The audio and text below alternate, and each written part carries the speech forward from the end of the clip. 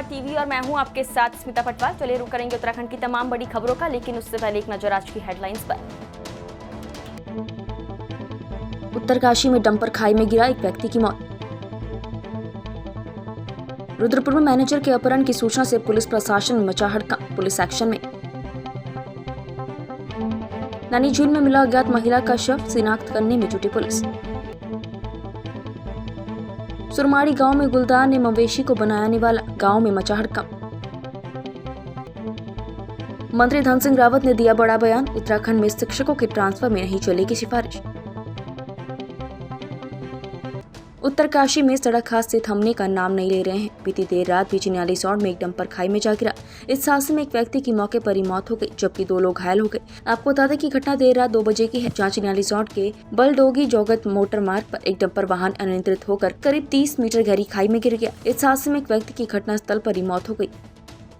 Garhwal one विभाग के Pauri range के तहत कलजी खाल ब्लॉक के मनियारसू घाटी के सुरमाड़ी में गुलदार ने एक मवेशी को अपना निवाला बनाया। वहीं गुलदार ने कुछ दिन पहले इसी क्षेत्र में काश्तकारों की बकरियों को निवाला बनाया था। गुलदार की बढ़ती सक्रियता से ग्रामीणों में दहशत है और उन्होंने वन विभाग से गुलदार के आतंक से निजात दिलाने की मांग की है। चमोली जनपद के थराली विकासखंड के ईरी और बैसखान के ग्रामीणों ने क्षेत्र विधायक भूपाल राम टमटा का घेराव कर ज्ञापन सौंपा है। ग्रामीणों ने कहा कि जहां एक और सरकार गांव-गांव को सड़क मार्ग से जोड़ने की बात कर रही है, वहीं थराली विकासखंड के ईरी बैसखान गांव आज भी सड़क मार्ग से वंचित है। ग्रामीणों का कहना है कि वर्ष 2018 में ईरी बैसखान मोटर मार्ग को स्वीकृति मिली थी, लेकिन 4 साल बाद भी लोक निर्माण विभाग सड़क कार्य शुरू नहीं करा पाया है। इसी मांग को लेकर ग्रामीण लोक निर्माण विभाग के दफ्तर पहुंचे थे, लेकिन अधिशासी अभियंता की न मिलने पर ग्रामीणों ने केदारबगढ़ में थराली विधायक भूपाल राम टमटा का घेराव कर शीघ्र सड़क का निर्माण कार्य शुरू कराए जाने की मांग की। कि सड़क 2017 में ये पत्रावली चली थी और जो अभी मैंने देखा तो इसमें आज ही अधिशासी अभियंता PWD थराली ने ये फॉरेस्ट क्लियरेंस के लिए पत्रावली आगे डाली है। और आज चूँकि मेरे संज्ञान में ये मामला आया है और मैंने इससे पूर्व भी अधिशासी अभियंता थराली को इस सड़क के विषय में कहा था और निश्चित रूप से ये गांव की जो समस्या है इसका तत्काल समाधान के लिए मैं भी प्रयास कर रहा हूँ। समय की बात करें तो लगभग क्या उम्मीद की जाए, कितने समय की जहाँ तक बात है, मैं समझता हूँ कि जैसे ही ये फॉरेस्ट क्लियरेंस की होगी और शासन से इसकी DPR जैसी स्वीकृत होती है तो तत्काल लगभग 1 साल का समय लग जाएगा और 1 साल के अंतर्गत इस सड़क पर कार्य शुरू हो जाएगा थी। और विधायक जी हमारे उसमें आए और उन्होंने हमें जो भी उम्मीदें दिलाई कि 6 महीने के अंदर में आपके वहाँ रोड पहुँचाएंगे। इस रोड की मांग हम 2017 से कर रहे हैं और 2017 के डॉक्यूमेंट हमारे पास है। रोड के लिए लगातार चिल्ला रहे हैं, जिसमें हमने चुनाव बहिष्कार भी किया था। तुरंत उसमें पिलर की घोषणाएं हुई थी, मगर वो पिलर जो भी अभी तक नहीं लगे हुए हैं और जिससे हमारे ग्रामवासी काफ़ी नाराज़ हैं और विधायक से अभी उम्मीद जता रहे हैं कि यह काम तुरंत हो। हमारी बड़ी समय से 10-15 सालों से 3 विधायक हमारे बदल चुके हैं, तब से हम रोड की मांग कर रहे हैं। और हमारे यहाँ जो पूर्व में विधायक जी ने, हमारे जो मगन लाल जी थे, उन्होंने हमको ये आश्वासन दिया था कि 1 साल के अंदर हम आपको यहाँ रोड पहुँचा देंगे। और अभी जो नए विधायक हमारे बने हैं टमटा जी, उनसे भी हमारी यही डिमांड है कि हमारे यहाँ जल्दी से जल्दी रोड बननी चाहिए। और अभी तक हमने जो आज हम PWD ऑफिस में गए थे, वहाँ पे हमने जो हमारे जो आज तक जो डॉक्यूमेंट बने हैं, काफ़ी डॉक्यूमेंट हमारे अभी तक पूर्ण नहीं हो पाए हैं और उन्होंने कहा कि एक महीने के अंतर्गत हम इसको क्लियर कर देंगे। नैनीताल के पर्यटन वाले इलाकों में जल्द नए हेलीपैड बनाए जाने के प्रस्ताव पर जल्द मुहर लग सकती है। शासन ने नैनीताल जिला प्रशासन से ऐसी जगहों पर हेलीपैड बनाने का प्रस्ताव मांगा है जहां पर्यटकों की आवाजाही बहुत ज्यादा है। यहां पर्यटन वाले इलाकों का ज्यादा से ज्यादा विस्तार किया जा सकता है। जिलाधिकारी नैनीताल के मुताबिक यह कदम पर्यटकों के लिए अधिक गतिविधियों और पर्यटकों को ज्यादा सहूलियत देने के लिए उठाया जा रहा है। नैनीताल जिले में भीमताल, नौकुचिया ताल, मुक्तेश्वर और रामगढ़ हेलीपैड के लिए जमीन की तलाश जारी है। जैसे ही जमीन की तलाश पूरी हो जाएगी, वैसे ही नई हेलीपैड बनाने का प्रस्ताव शासन को भेज दिया जाएगा। अभी देखें, वो हाल ही में मुख्य सचिव महोदय यहाँ आए थे, तो उन्होंने निर्देशित किया है कि नैनीताल डिस्ट्रिक्ट में ऐसे स्थान जहाँ पे टूरिज्म बढ़ सकता है या उसका विस्तार हो सकता है और जिन जगहों पे टूरिस्ट काफ़ी संख्या में जा रहे हैं, ऐसे स्थानों को विकसित करने के लिए और टूरिस्टों को एक सुविधा देने के लिए और जितने भी हेलीपैड हम बना सकते हैं, सही है, तो उसका प्रस्ताव हम लोगों ने शासन को भेजना है। तो आज लगभग 3 बजे फिर समीक्षा भी है हमें इसी विषय पे। तो नैनीताल में आपका भीमताल में, नौकुचिया ताल में और मुक्तेश्वर और रामगढ़ ऐसे स्थानों पर हम लोग ज़मीनों की खोज कर रहे हैं और मुक्तेश्वर वगैरह में हम लोग को मिल चुका है, लेकिन उससे हमें ज़्यादा चाहिए। तो ये कार्रवाई हम लोग कर रहे हैं। तो और विद इन अ वीक इसका प्रपोजल हम लोग शासन को भेज रहे हैं। रुद्रप्रयाग जिले में जिला पंचायत अध्यक्ष की कुर्सी पर गहरा रहे संकट के बीच रुद्रप्रयाग विधायक भरत चौधरी ने ऐसा बयान दिया जिसने सारे समीकरण बदल दिए हैं। चौधरी ने कहा कि जल्दबाजी ठीक नहीं है, सब सही होगा, सदस्यों की नाराजगी भी दूर होगी और अध्यक्ष भी बरकरार रहेगी। उन्होंने कहा कि मनमुटाव होता है, लेकिन इसका मतलब ये नहीं कि परिवार अध्यक्ष की कुर्सी खतरे में है। सब जल्द ही सही होगा और जो अध्यक्ष है उनका कार्यकाल आगे जारी रहेगा। वहीं विधायक के इस बयान के बाद फिर से जिला पंचायत अध्यक्ष के लिए बड़ी राहत की खबर है।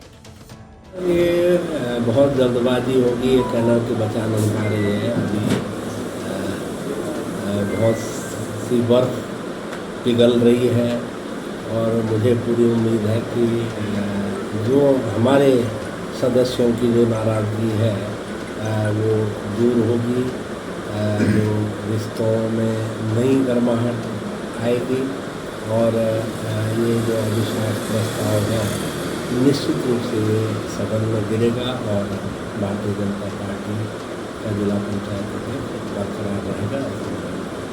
जिला पूर्ति अधिकारी तेजबल सिंह ने राष्ट्रीय खाद्य सुरक्षा योजना के अंतर्गत खाद्यान्न का वितरण लाभार्थियों में 100% बायोमेट्रिक माध्यम से न करने वाले सितारगंज के 5 सरकारी सस्ता गल्ला विक्रेता के चालान काटकर प्रत्येक सरकारी सस्ता गल्ला विक्रेता से 3-3 हजार रुपए का जुर्माना वसूला है। वहीं सितारगंज के पूर्ति निरीक्षक DS धामी ने जानकारी देते हुए बताया कि कार्य की समीक्षा निरंतर शासन स्तर, मंडल स्तर और जनपद स्तर पर की जा रही है। बायोमेट्रिक माध्यम से खाद्यान्न वितरण किए जाने की समीक्षा करने पर जनपद में तहसील स्तर पर कई विक्रेता चिन्हित किए गए हैं जिनके द्वारा संतोषजनक बायोमेट्रिक ट्रांजैक्शन नहीं किया जा रहा है। उन्होंने बताया कि सितारगंज तहसील क्षेत्र में 5 सरकारी सस्ता गल्ला विक्रेताओं के द्वारा बायोमेट्रिक ट्रांजैक्शन निर्धारित लक्ष्य के सापेक्ष अत्यंत न्यून बायोमेट्रिक ट्रांजैक्शन किया गया। वर्तमान में राष्ट्रीय खाद्य योजना के अंतर्गत सभी राशन डीलरों को, कार्डधारियों को जब राशन वो वितरण करेंगे तो बायोमेट्रिक का प्रयोग करना है। जिन राशन डीलरों के द्वारा बायोमेट्रिक पद्धति का प्रयोग निर्धारित लक्ष्य के सापेक्ष कम किया गया है, उनके अगेंस्ट जिला स्तर पर कार्रवाई करते हुए 44 डीलरों पर जुर्माना किया गया है, प्रति डीलर 3,000 रुपये। इसी क्रम में सितारगंज में भी 5 डीलर जिनका लक्ष्य के सापेक्ष कम रहा प्रदर्शन, उन पे चालान किया गया है। साथ ही ये भी चेतावनी दी गई है कि भविष्य में वो इसको सुधारें और 100% अंगूठे के मार्फत ही राशन का वितरण किया जाना है। हाँ, इसमें जो चालान की धनराशि की गई है वो 3,000 प्रति दुकानदार की दर से की गई है। हमारे यहाँ सितारगंज में 5 दुकानों का चालान किया गया है 15,000 रुपये। चालान लगाने के पश्चात ही उनको नया राशन अगले माह का जारी किया जाएगा। अगर वो चालान नहीं लगाते हैं तो उनका राशन जारी नहीं किया जाएगा और दुकान निकटतम दुकान में संबद्ध करके राशन का वितरण किया जाना है।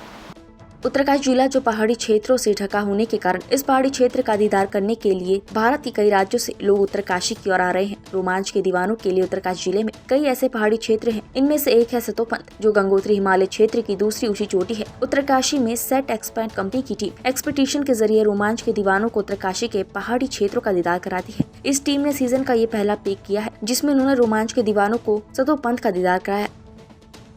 माउंट सतोपंथ एक्सपीडिशन, जिसकी हाइट 7,075 मीटर 7075 मीटर, अभी हमने इसको सबमिट किया है। हमारी कंपनी का नाम सिवा एडवेंचर ट्रैक एंड टूर, जो उत्तरकाशी बेस्ड है, एंड उसको हम सेट एक्सपर्ट्स, उसका हम एक शॉर्ट फॉर्म यूज़ करते हैं अपने एज ऑर्गेनाइज़र के लिए। ये जो अभियान था, जो पूरा एक्सपीडिशन था, 25 मई को उत्तरकाशी से स्टार्ट हुआ था और वापस हम 17 जून को आए हैं उत्तरकाशी, और 12 जून को दिन के 2 बजे हमने इसको सबमिट किया है सतोपंथ पीक को। और गंगोत्री हिमालयाज़ की ये one of the highest peak है, 7,000 मीटर की पीक है, जिसके फीट में 23,000 फीट की इसकी हाइट है। नैनी झील में आज सुबह एक महिला का शव मिलने से हड़कंप मच गया। मॉर्निंग वॉक कर रहे स्थानीय लोगों ने शव को नैना देवी मंदिर के पास झील में उतारते देखा, जिसकी सूचना उन्होंने तत्काल पुलिस को दी। सूचना पाकर मौके पर पहुंची पुलिस ने शव को कब्जे में लेकर पोस्टमार्टम के लिए भेज दिया है। फिलहाल शव की शिनाख्त नहीं हो पाई है। कोतवाली प्रीतम सिंह ने बताया कि मॉर्निंग वॉक कर रहे स्थानीय लोगों ने शव को नैना देवी मंदिर के पास झील में उतारते देखा, जिसकी सूचना उन्होंने तत्काल पुलिस को दी। सूचना मिलते ही पुलिस टीम मौके पर पहुंची और शव को झील से बाहर निकालकर पोस्टमार्टम के लिए भेजा। उन्होंने बताया कि महिला की उम्र करीब 30 वर्ष के आसपास है। महिला की शिनाख्त के लिए नैनीताल समेत आसपास के चौकी और कोतवाली में जानकारी भेज दी गई है। प्रथम दृष्टता में लग रहा है कि महिला के द्वारा आज सुबह ही झील में कूदकर आत्महत्या की गई है। पुलिस लाइन उत्तरकाशी ज्ञानसू मैदान में चल रही पुलिस आरक्षी सरकारी मानक और दक्षता परीक्षा में बीती बुधवार को फिजिकल परीक्षा में 400 में से 293 महिला अभ्यर्थी उपस्थित और 107 अनुपस्थित रही। वहीं जिला खेल कार्यालय मनेरा स्टेडियम उत्तरकाशी में चल रही उत्तराखंड पुलिस आरक्षी भर्ती में आज शारीरिक दक्षता और मानक परीक्षा में 500 अभ्यर्थियों द्वारा प्रतिभाग किया जाना था, जिनमें से कुल 347 उपस्थित रहे और 153 अनुपस्थित रहे। सभी युवाओं द्वारा फिजिकल परीक्षा में पूरे जोश और उत्साह के साथ प्रतिभाग किया जा रहा है।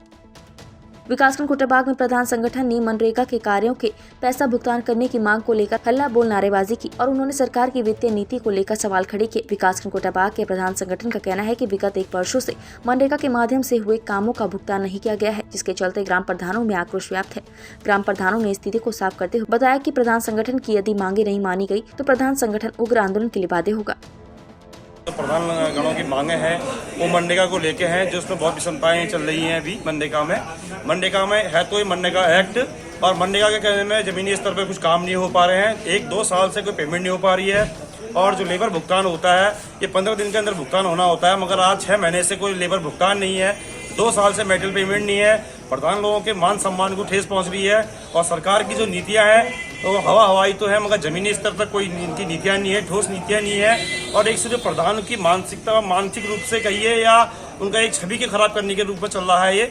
और 2 साल से हम लगातार, हमें 2.5 साल हो चुके हैं काम करते हुए मनरेगा के अंदर, अगर 2.5 साल से लेके कोई मेटल पेमेंट नहीं हुई है, अगर होती भी है तो वो किस आधार पे होती है ये कोई पता नहीं चलता है। आज 2 साल हो चुके हैं हमें हमारे मेटल पेमेंट की, खाते में पैसा आ रहा है, शो हो रहा है, मगर हमारे खाते तक पैसा नहीं पहुंच रहा है। और गाँव में ये स्थिति है कि जो लोगों के काम होने हैं वो सब काम बाधित पड़े हैं और 6 महीने से कोई काम नहीं हो रहा है। और जो उनका लेबर भुगतान होता है 100 दिन की, कहती तो सरकार है कि 100 दिन का इनको रोजगार मिलेगा, मगर रोजगार दे रहे हैं मगर समय से भुगतान नहीं दे रहे हैं। डोईवाला विधानसभा के भूतपुर और थानों के बीच में विदालना नदी पर बन रहे मोटर पुल का निर्माण कार्य वर्ष 2023 जनवरी में पूरा होगा, क्योंकि बरसात का मौसम लगने वाला है और निर्माण कार्य बारिश में प्रभावित होगा, जिस कारण अब अगले 3 या 4 महीने निर्माण कार्य धीमा हो जाएगा। लोक निर्माण विभाग ऋषिकेश के द्वारा बनाया जा रहा ये पुल 240 मीटर लंबा और 12 मीटर चौड़ा है। 14 करोड़ की लागत से बनने वाला पुल निर्माणदायी संस्था को 2 साल के भीतर बनाकर तैयार करना है। विदालना नदी पर बन रहे पुल से जहाँ बरसात के सीजन में आवागमन आसान होगा, तो वहीं रानी पोखरी के पुल पर भी यातायात का दबाव कम होगा।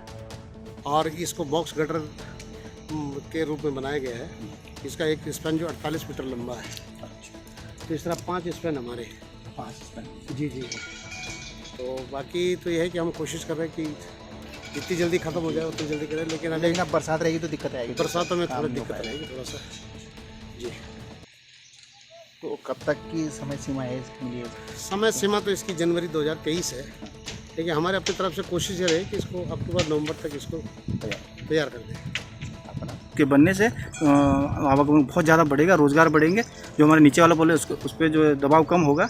और जो कंपनी है उनका जो टारगेट है जनवरी 2023 है और इनका ये अनुमानित है कि अक्टूबर-नवंबर तक जनता को समर्पित कर देंगे। तो मैं देख रहा हूँ कि आप लगातार आते हैं, आज भी आप यहाँ पे हैं, तो अच्छा काम हो रहा है। मैं देख रहा हूँ, हाँ, मैं हर हफ्ते एक बार आता हूँ, क्योंकि हमें क्षेत्रीय सामाजिक कार्यकर्ता होने के नाते हम भी देखते हैं। तो जो मुझे लग रहा है क्वालिटी में भी मुझे अच्छा लग रहा है, बढ़िया काम हो रहा है, कोई दिक्कत नहीं किसी तरह की। शिक्षा विभाग में शिक्षकों के वार्षिक स्थानांतरण पूरी पारदर्शिता के साथ होंगे। इसके लिए शिक्षा मंत्री धन सिंह रावत द्वारा विभागीय अधिकारियों को निर्देश दे दिए गए हैं। धन सिंह रावत ने कहा कि जो शिक्षक लंबे समय से दुर्गम और पर्वतीय क्षेत्रों में तैनात हैं, उन्हें सुगम स्कूलों और जो मैदानी क्षेत्रों में जमे हैं, उन्हें दुर्गम क्षेत्र के विद्यालयों में भेजा जाएगा। शिक्षा विभाग में डाइट, अटल आदर्श विद्यालय और नवोदय विद्यालयों की पृथक नियमावली बनाई जाएगी। विभाग में पात्र कार्मिकों और अधिकारियों की पदोन्नति की कार्रवाई में तेजी लाई जाएगी। शिक्षा मंत्री धन सिंह रावत ने शिक्षा निदेशालय में विभाग की समीक्षा बैठक ली, जिसमें उन्होंने शिक्षकों के तबादले पूरी पारदर्शिता के साथ करने के निर्देश दिए। रुद्रपुर के आवास विकास स्थित आईलेट कोचिंग सेंटर के मैनेजर के अपहरण की सूचना से पुलिस प्रशासन में हड़कंप मच गया है। आनन फानन में भारी संख्या में पुलिस मौके पर पहुंचे और अपहरण व्यक्ति की खोजबीन में जुट गई है। पुलिस ने कई टीमों का गठन कर तलाश कर रही है। अपहरणकर्ताओं द्वारा मैनेजर के फोन से कॉल कर मालिक से फिरौती मांगी गई है। रुद्रपुर के आवास विकास क्षेत्र में सतवंत नाम का व्यक्ति candidate immigration eyelet coaching centre में मैनेजर के पद पर कार्यरत है। बीते देर रात सतवंत के फोन से मालिक को फोन किया गया और सतवंत को कब्जे में होने की बात कही गई, जिसके बाद आईलेट कोचिंग के मालिक ने इसकी सूचना पुलिस को दी। जानकारी के मुताबिक दोपहर में कुछ लोग कोचिंग के बाहर वाहन से पहुंचे थे, जिसके बाद उन्होंने मैनेजर को बाहर बुलाया और उसे गाड़ी में जबरन बैठा कर ले गए। जैसे ही मामले की सूचना पुलिस को लगी तो हड़कंप मच गया। आनन फानन में आसपास के सभी थानों की फोर्स मौके पर पहुंचे, जानकारियां एकत्रित की। घटना की सूचना पर सीओ अभय सिंह भी घटनास्थल पहुंचे, जानकारी ली। वहीं पुलिस ने आरोपी की धरपकड़ के लिए टीमों का गठन किया है। सीओ सिटी अभय प्रताप सिंह ने बताया कि कोचिंग का मैनेजर बीते दिन 3 बजे से गायब है। फिलहाल पुलिस सतवंत की तलाश कर रही है। उत्तराखंड में पुलिस विभाग में कांस्टेबल पद की भर्ती प्रक्रिया शुरू हो चुकी है। आरक्षी के लिए 1521 पदों के लिए 2,59,672 युवाओं ने आवेदन किया है। बृहस्पतिवार को चिलचिलाती धूप में रामनगर बैल पड़ाव में अभ्यर्थी फिजिकल परीक्षा देने के लिए पहुंचे। आईपीएस कमांडेंट सुखबीर सिंह ने बताया कि रोजाना 400 अभ्यर्थी भर्ती के लिए पहुंच रहे हैं, जिनमें 250 से अधिक बच्चे सफल हो रहे हैं। ज्यादातर असफल अभ्यर्थी लॉन्ग जंप और बॉल थ्रो और कुछ बच्चे दौड़ में भी बाहर हो रहे हैं। जो है उत्तराखंड लोक सेवा आयोग के आदेश से 15 मई से शुरुआत हुई थी और यहाँ 400 कैंडिडेट पर डे का लक्ष्य आयोग ने हमें निर्धारित किया है और 17,000 से अधिक कैंडिडेट हमें आवंटित किए गए हैं और ये 28 जून तक भर्ती चलेगी। और जो कैंडिडेट्स हमारे पास आ रहे हैं 400 के बजाय लगभग 250 कैंडिडेट्स एवरेज हमारे यहाँ आते हैं। और जहाँ तक फेल होने का सवाल है तो लॉन्ग जंप और क्रिकेट बॉल थ्रो में अधिकांश बच्चे फेल होते हैं और कुछ 2-4 बच्चे बाद में दौड़ में भी फेल होते हैं।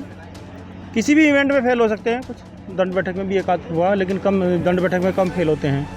और जहाँ तक आपने किए उनके लिए मेडिकल फैसिलिटीज़ के लिए हमने यहाँ 2 एम्बुलेंस हर समय लगाई हुई, डॉक्टर लगे हैं, फार्मासिस्ट हैं।